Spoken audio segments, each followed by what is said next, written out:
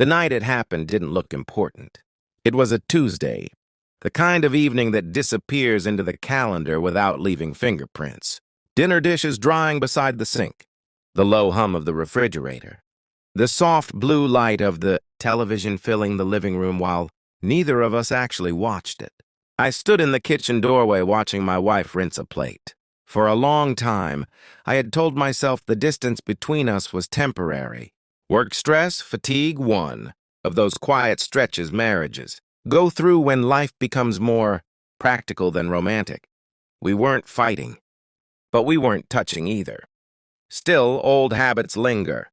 Without thinking much about it, I walked behind her and placed my hand lightly on her shoulder.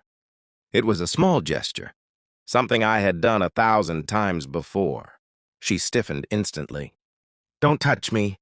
The words were calm, not shouted, not even angry, but they were absolute. Her hand paused under the running water. She didn't turn around. She didn't explain. She just continued rinsing the plate like nothing unusual had happened. I stood there for a moment longer than necessary. Then I removed my hand. "Okay," I said quietly. That was it. No argument, no dramatic scene, no slammed doors, just silence settling into the space between us like furniture that had always been there. That night I lay awake, staring at the ceiling.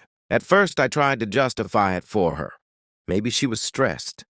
Maybe she didn't mean it the way it sounded. Maybe tomorrow we'd laugh about it. But something about the way she said it kept replaying in my head. Not angry, not emotional, decided, like a boundary that had already existed long before I crossed it. Over the next few days, small details started lining up in ways I hadn't noticed before. She spent more time in the bedroom with the door closed. Our conversations became purely logistical.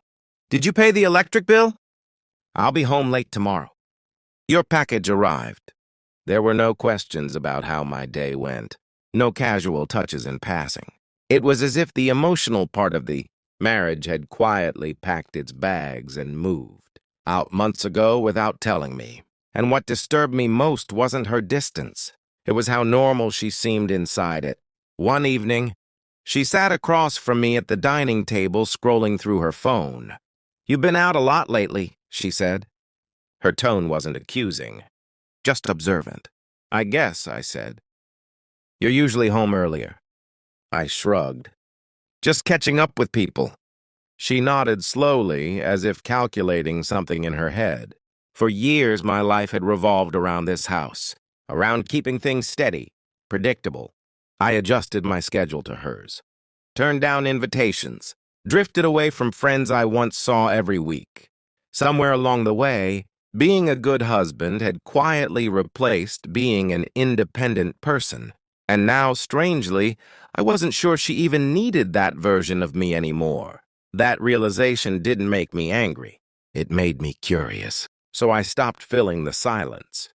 I stopped asking if she needed anything from the store, stopped offering to rearrange my plans for her schedule.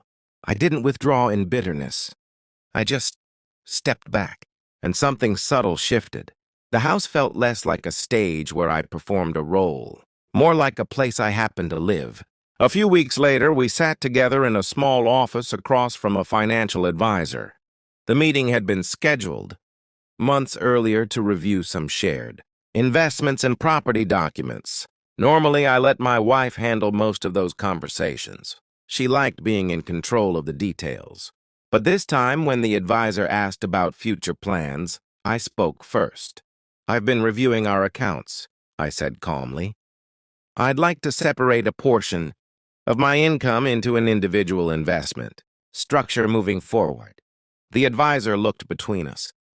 My wife blinked. It was the first time in years I had seen genuine surprise on her face. "Separate?" she asked slowly. "Just structurally," I replied. "It's cleaner long term." I didn't raise my voice. I didn't accuse her of anything. I simply explained my reasoning with a clarity that felt unfamiliar even to me. The advisor nodded, making notes. "Perfectly reasonable," he said. My wife leaned back in her chair. For a moment, She studied me like she was trying to understand when the conversation had shifted.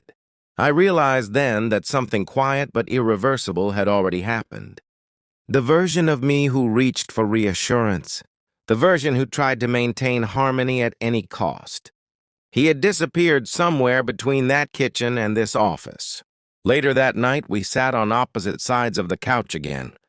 The same television glow, the same quiet house, but it didn't feel like the same life. At one point, she glanced toward me.